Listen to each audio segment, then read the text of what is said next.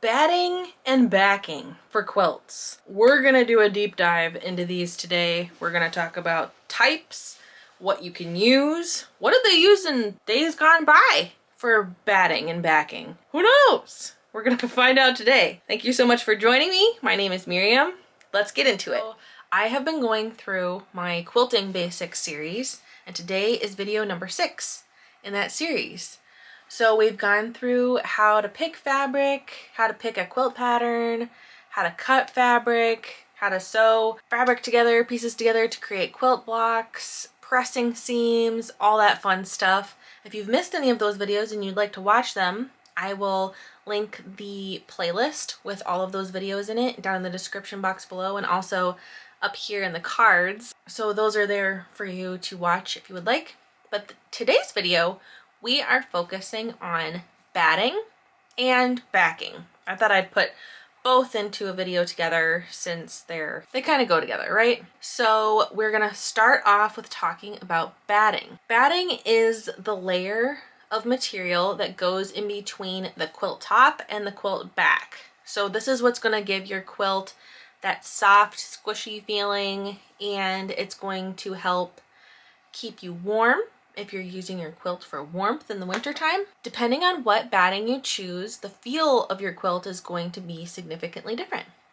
So before we jump into the different types of battings that are available, let's talk about some terms that you're going to hear when you are looking into batting. The first term is going to be loft. The loft of batting just means the thickness of it. So a low loft, that's going to be referring to something that is a very thin, usually dense batting material. A high loft is going to be something that's thicker. So it's going to have a little more air in there, a little more airy feel, and it's going to be a lot fluffier, more kind of like a comforter type feel, if that makes sense. So that's the first term that you should know when looking into batting. Another term that you will see is scrim. It's S-C-R-I-M. And what this refers to is scrim is a very thin stabilizer that is put on batting that gives it some strength. Some battings that are made from cotton or some kind of cotton blend, they are going to be what's called needle punched, which is basically, I don't know if you've ever heard of felting, but it's like when you take raw cotton or raw wool, you know, straight off the sheep or straight off the plant. And it's fluffy and it's kind of like a cotton ball, but you take this needle that has a bunch of little tiny spurs on it and you poke it a bunch, and that kind of helps make it more dense and helps it lay in a sheet. And that's the way that they make some types of batting, and that's called needle punching. So what the scrim does is it is a stabilizer that kind of holds those fibers together a little bit better than just the straight needle punching, because batting will be strong, but it's not super strong. So if you were to pull on it, it would come apart if you used a little bit of, you know, strength. So that scrim just makes it a little bit stronger, a little less likely to pull apart. It also enables you to have your quilting a little bit farther apart. So if something has scrim, you're probably able to quilt, you know, 8 to 10 inches apart rather than, you know, the typical 3 to 4 inches, I think is what's standard. But we'll talk about that later. But so that is another term that you'll see, and that's something I wasn't sure what it was when I was beginning. I know it was kind of like, scrim, what's that? Is that like an extra fiber that's put into the batting? I didn't really understand it. So that's something to consider. So it kind of allows you to have farther apart quilting, and it just gives that batting a little bit extra strength. So the last term that you're going to see a lot with batting is drape. And that just means the way, how is that quilt going to drape on your bed or on your couch or your chair or whatever. So is it going to be more stiff, or is it going to fall gracefully, you know, flowing off the bed, that sort of thing. So those are some things to keep in mind when you are looking at batting, and hopefully that clears up any questions you might have of terms that you see on batting packaging. Let's check out the different types of batting, shall we? Before we jump into the types of batting that are available today, let's take a little history lesson. While I was researching for this video in particular and for other things that I've researched in the past, there are some really interesting things that have been used as batting in the past. Let's see, 100 years ago, 150 years ago, when women were making quilts for their families, what do you think that they used for batting? Could they go down to the mercantile store and buy pre-packaged cotton batting? No, they couldn't. That was not a thing. There was cotton batting back then, but it is not like the cotton batting that we see today. Other things that they would use for batting include burlap sacks. So sacks that potatoes would come in or flour, they could then use as batting. They also used old quilts. So if they were wanting to replace their quilt with a new one because their old quilt is falling apart and such, they would use that old quilt as the inside of the new quilt. It's pretty cool, right? They could also use old bed sheets, old curtains. Probably the most interesting thing that I found that some people would use is newspapers. How interesting is that? So they were really resourceful back then. You know, money was not growing on trees back then. It was not easy to source materials for quilts. Quilts were made out of necessity back then, right? It was a hobby, and women, of course, enjoyed what they were doing, but they were making quilts out of necessity. They were making quilts to keep their families warm in the winter because they didn't have furnaces and heat in their homes. You know, they had a wood stove and that was it. If they had that, the quilts were meant to help keep the family warm, and they used what materials they had on hand. And I think, honestly, we could learn a little something from, you know, our predecessors for how to make quilts and how not to take the quilting hobby so seriously. You know, it should be fun. You're making something that's going to be precious in your family. These quilts that were made back then, there are some that are still in perfect condition today. And that just speaks to, you know, it doesn't have to be fancy designer fabric to be a lasting, memorable family heirloom. That's a little bit of a tangent. I need to do a whole separate video on this because vintage quilts are just so interesting to me, and I love learning the history of quilting, whether it be for a specific quilt block or whether it be a technique that was used back then. Maybe I could do an entire series on that. That would be interesting. I kind of nerd out on that sort of thing, but if that's something you would be interested in, let me know in the comments, because I would be super happy to do a deep dive research into all kinds of quilting. But yeah, I thought that was really interesting that they would use burlap sacks, you know, an old quilt, newspapers for batting. We've come a long way from that, right? Now we have so many options in store, ready to purchase, bam, ready to go. Let's talk a little bit about what is available. Probably the most commonly used batting is going to be a cotton polyester blend. It's super beginner friendly, easy to use, and I'm actually going to be using a cotton polyester blend for the Cozy Picnic quilt that I'm making. I purchased some Missouri Star Quilt Company brand batting because I used that for my sew mini quilt back here, and I was really impressed with the batting, so I decided to use it for my Cozy Picnic quilt. And yeah, so I will be using that, and I will let you know how I feel about it after using it for an entire quilt. That's probably the most common. The percentages, I think probably the most used is going to be an 80-20 percentage blend. So 80% cotton, 20% polyester. So that is probably the most common ratio to cotton to polyester. I've also seen 50-50. That's kind of what you'll see. Probably those two percentages is kind of what I've seen anyways. The next batting type is 100% cotton. That's actually my preferred type of batting. I really like that it's a very low loft and it's dense, so it's gonna keep me warm. Another reason why I like cotton is I have sensitive skin and sometimes polyester stuff can bug it. And so I haven't had issues with cotton batting ever. I will say though, not all cotton batting is made equal.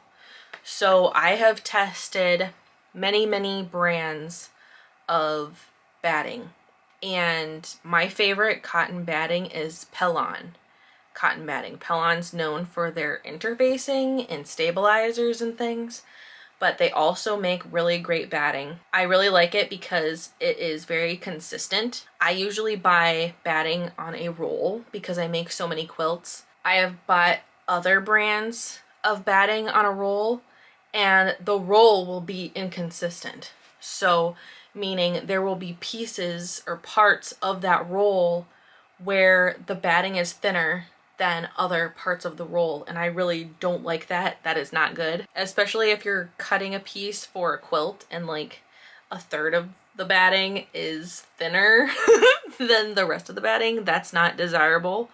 I've also had issues with having like big creases in the batting with other brands, so when they're rolling up the roll, they don't roll it properly, so it gets a big crease in it, and that's just annoying to try to get out. So I've just had a really good success with Pellon batting. 100% cotton batting. It comes in a natural color, so kind of like an off-white. It comes in white.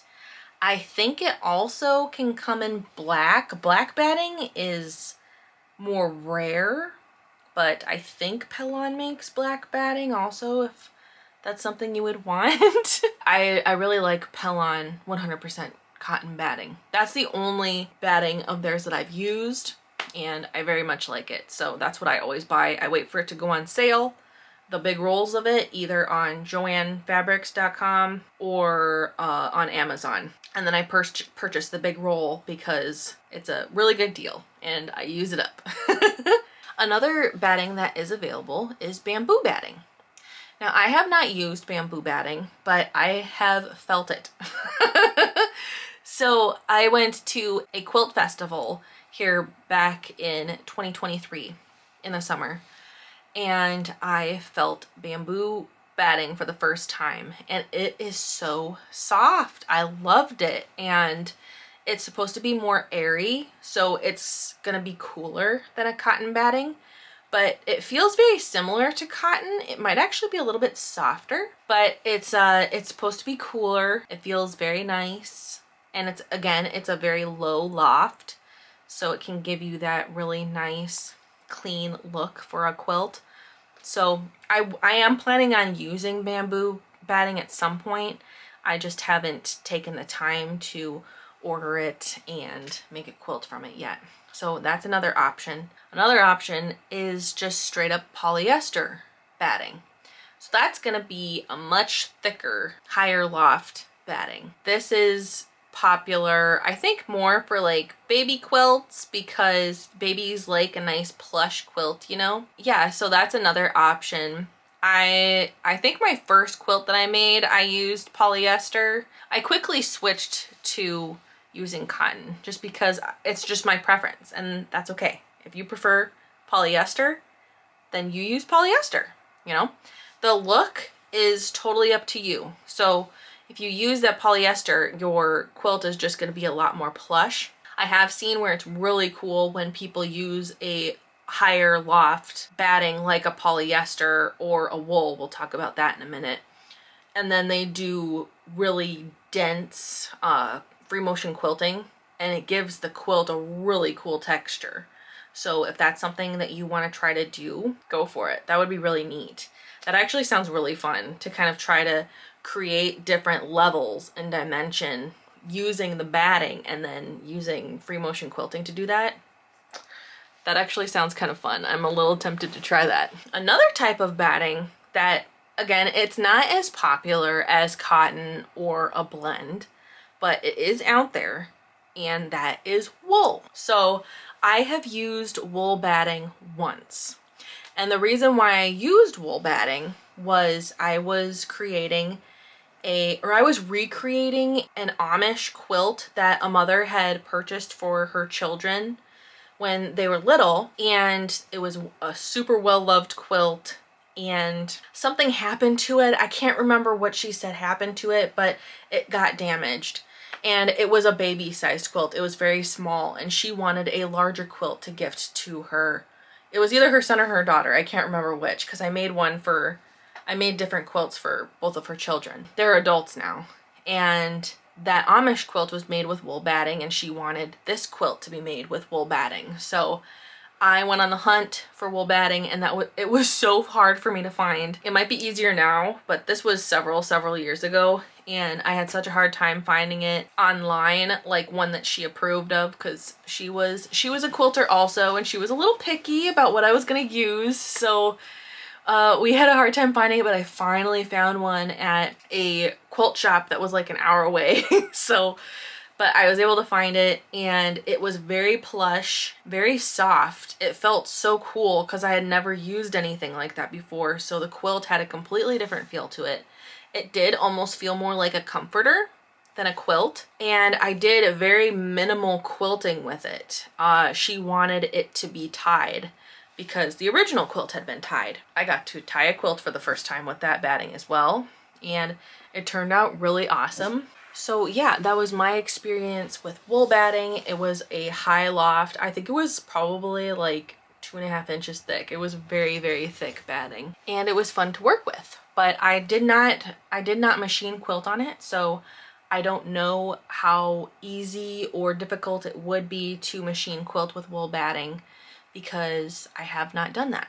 So do with that information what you will. But anyways, so those are kind of the different types of fibers that are used for batting. If you know of another kind of batting, let us know in the comments below. I'd love to learn something. But those were kind of the ones that I've seen and I've heard of.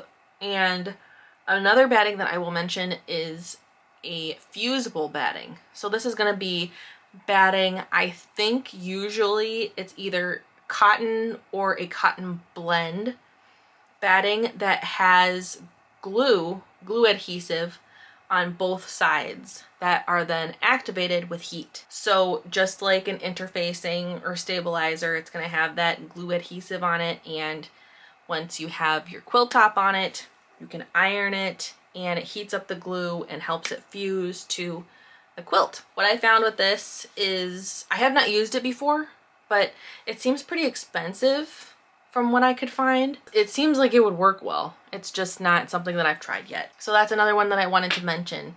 So if basting does not sound like your cup of tea, you don't want to do pin basting, you don't want to do thread basting, you don't want to do wonderful glue basting, then fusible batting might be a good choice for you. Speaking of basting, I'm not going to be doing a basting tutorial in this series because I've done several glue basting videos already. Glue basting is my preferred way of basting, so I use Elmer's school glue to baste my quilts. So I will include the links to those videos down in the description box below. They're my most popular videos because I think a lot of people are curious about it, and it's a great way to baste. It's cheap, it's not stinky, you're not poking your fingers with pins, it's quick, it's easy, so it's a really great way to baste. So I will include those videos down in the description box below for you, so if you want to check that out, you can. Now let's go over some of my tips and tricks for batting. My top tip that I can give you, my most valuable advice to give, is to use the batting that works for you. If Susan from your quilt guild swears by this specific brand of 80-20 cotton polyester blend, if you use anything else, you're an idiot type of person, just, you know, respectfully say no thank you. Because it's really going to depend on your preferences. Do you want something that's low loft? Do you want something that's a high loft? Do you want to use only 100% cotton like me because you have sensitive skin, or the person that you're going to give the quilt has sensitive skin? Or is the person that you're making the quilt for allergic to cotton? Should you use polyester? Would you prefer to have a nice fluffy quilt? Consider polyester blends or maybe wool. Oh, another thing I should mention about wool. It is expensive. It's more expensive than the other battings. But you kind of gotta take the good with the bad when wanting to go for that specific look, right? I forgot to mention that. But so yeah, I really want you to pick what works best for you and play around with battings. You know, when you try one, that doesn't have to be it. If you're curious about another kind, why not try it? Make a small quilt. You don't have to make a large quilt with it. They sell a lot of like a pre-cut batting packs where you can buy like a small project sized batting and make a table runner or make a baby quilt or a mini quilt like I did with this when I was testing out that Missouri Star Quilt Company batting. I really like to encourage you to kind of play around and figure out what you like best. Okay, so that is my top tip for batting. Just find what works best for you. And what works best for you might not work best for me, and vice versa. And that's totally okay. Another tip that I do want to mention is please read the instructions on the package of the batting. They're going to give you instructions on how far apart your stitching should be, what they recommend, care instructions for the batting, and all that kind of stuff. So can you use high heat on it or will it melt if it's polyester? Some battings you can soak before you use them to kind of help them shrink before you put them into your quilt. If you're not wanting that shrinkage when you wash your quilt when it's finished, some people don't like that. I personally love the shrinkage. I love when you take your quilt out of the dryer for the first time after you've washed it and you get to see that beautiful like quilt crinkle. I really like that. It's more of, I guess, the vintage look for quilts, but I just really like it. It gives great texture and I really like that. But if you would prefer your quilt to be flat even after you've washed it, then you might need to soak that batting beforehand, and those packages will give you all the instructions for that sort of thing.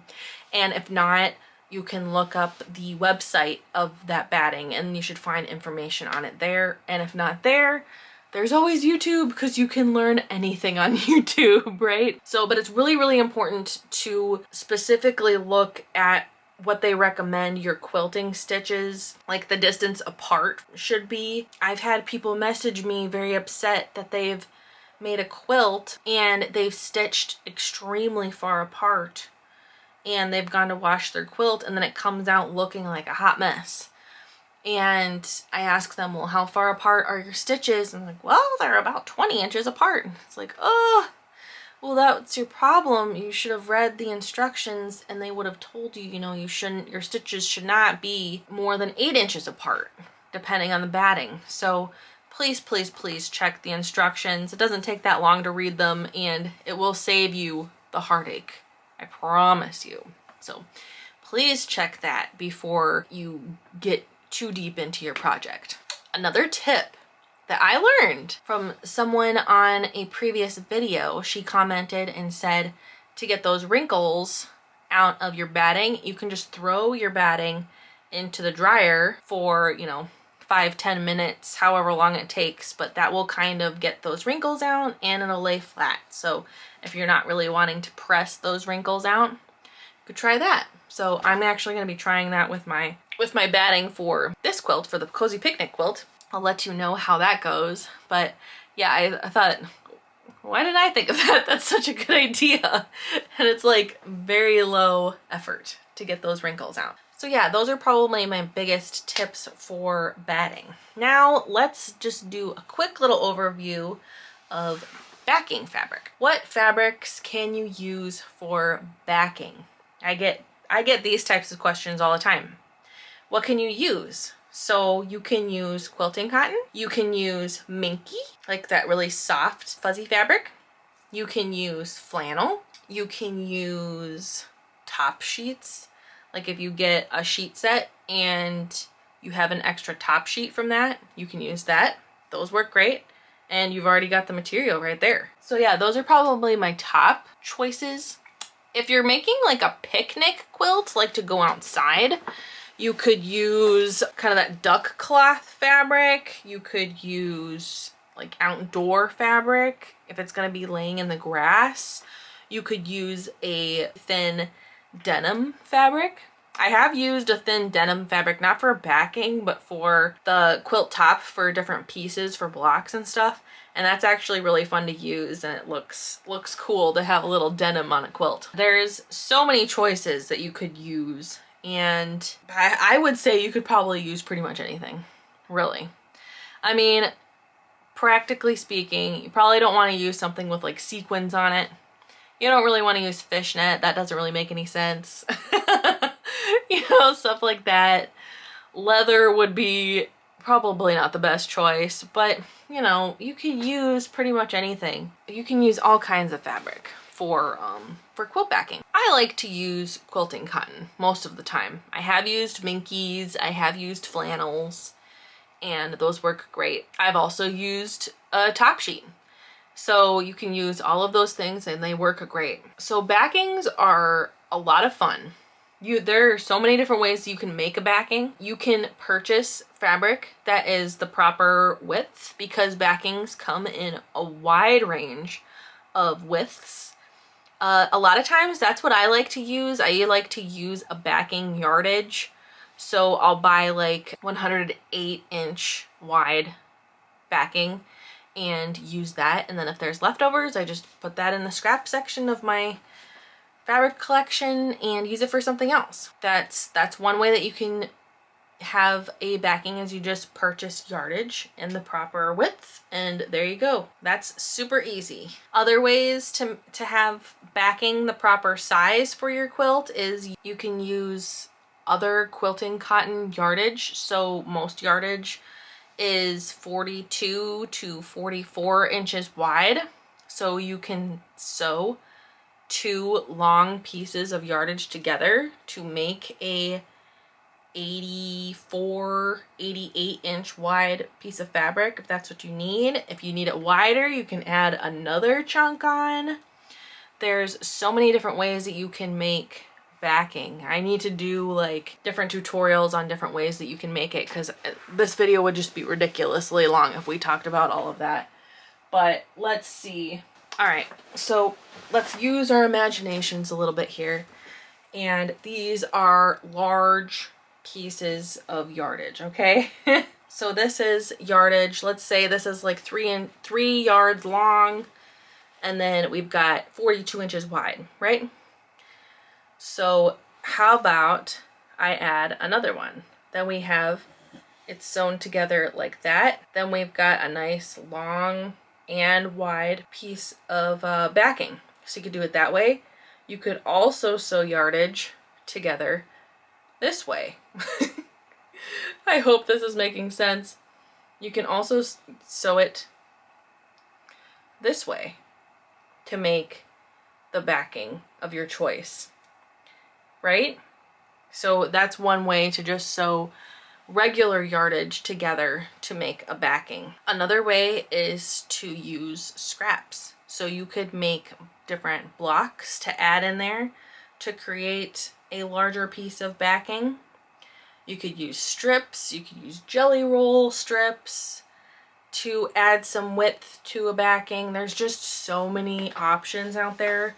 If you're ever stumped on what to do for backing, if you don't want to use just a regular wide backing fabric, a great place to look is Pinterest for ideas. You just go on Pinterest and in the search bar type in quilt backing ideas, and you're gonna get hundreds if not thousands of ideas right there. There's just so many different ways to do it. I know some people like to, when they're making a backing for a quilt, they'll make a few blocks that match the blocks of the quilt top and kind of put that on the back. And I really like that because it kind of ties the back in with the front. That's something that you can do. So there's so many options for what you can do with a backing, and we definitely need to dive into that and do some tutorials on some cool ways to personalize your backing. So yeah, I hope that made sense. So the different types of backings are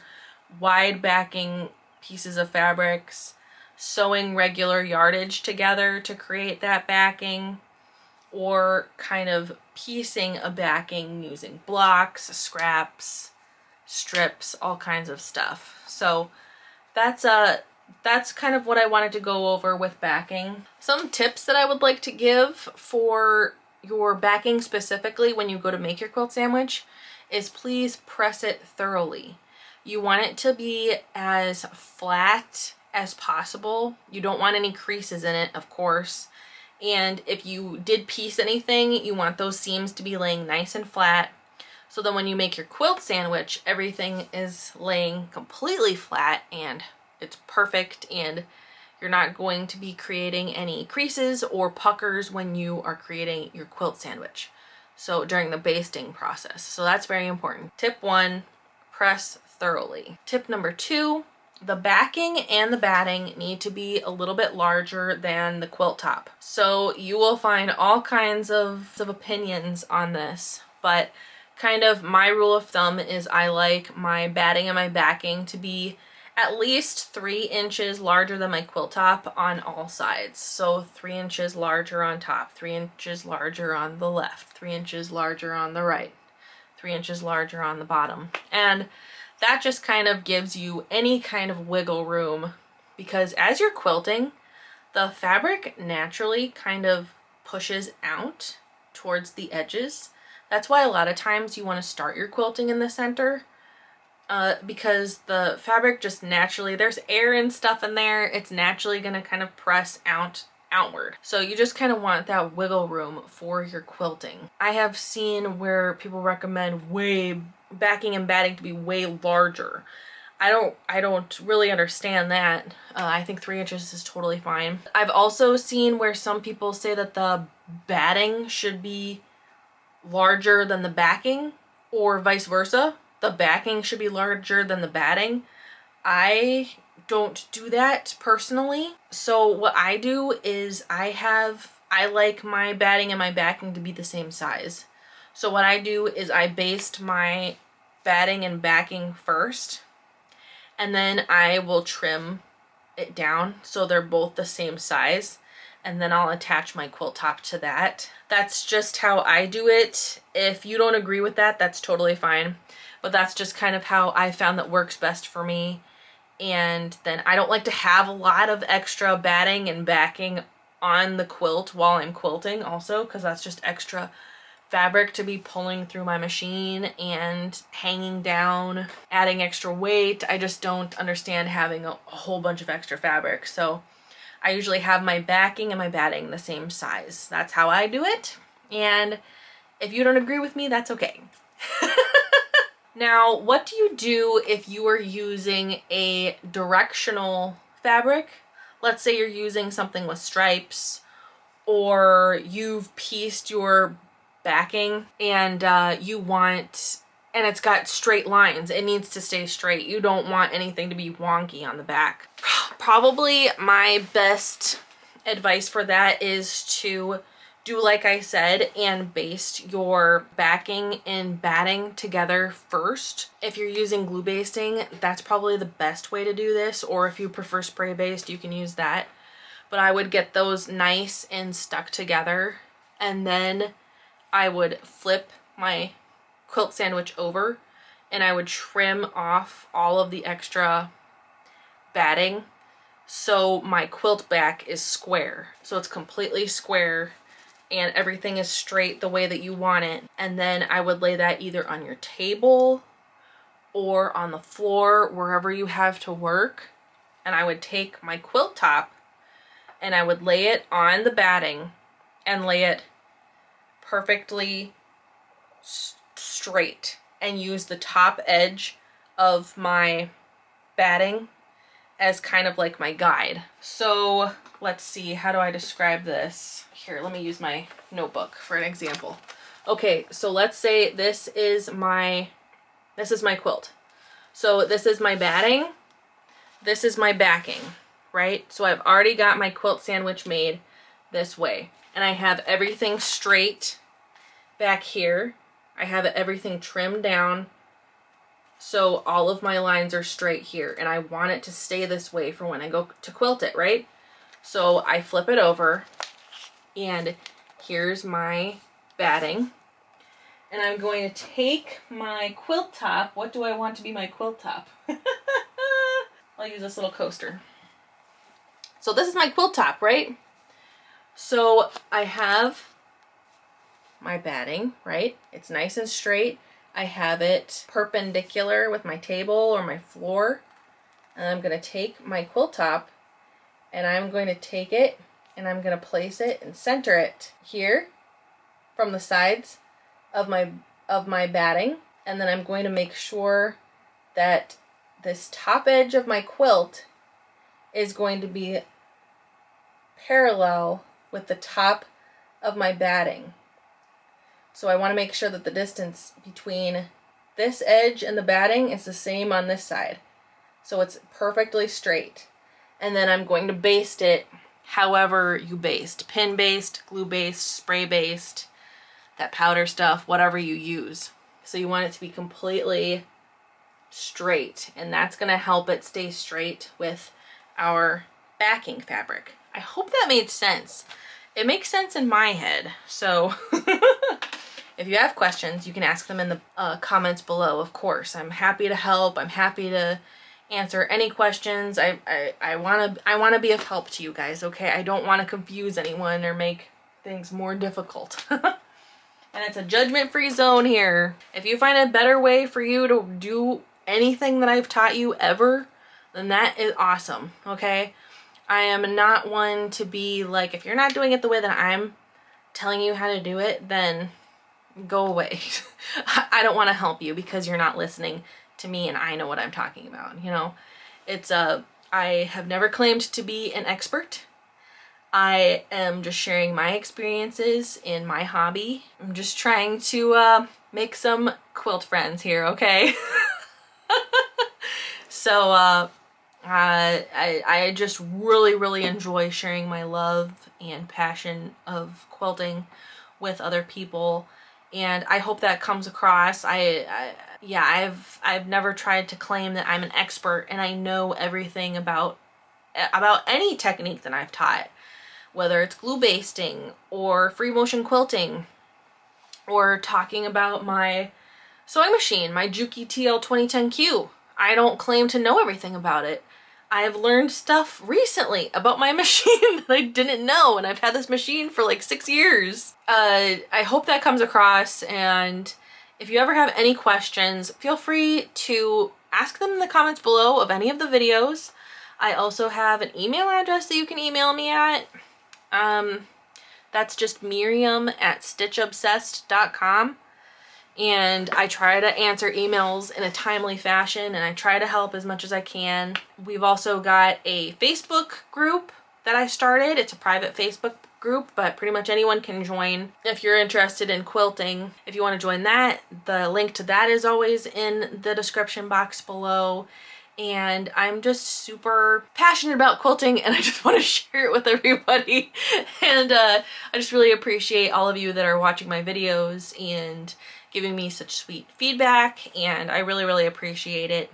Don't forget to use my Missouri Star Quilt Company link in the description box below. Till the end of March, you get 20% off any purchase over $50. So that is a really great deal that can be stacked on top of daily deals and things like that. So please take advantage of that. That is a really great discount. I know I've had a bunch of people message me saying that they're stocking up on stuff that they've been wanting to stock up on with that, and that's just really great because it helps me out. It helps, I get a little bit of commission off of those sales, no additional charge to you, and it helps you out because you're saving 20% on stuff that you would already be buying. So it's a win-win, I think. Anyways, I hope all of this has made sense with the batting and the backing. If you have any questions, let me know.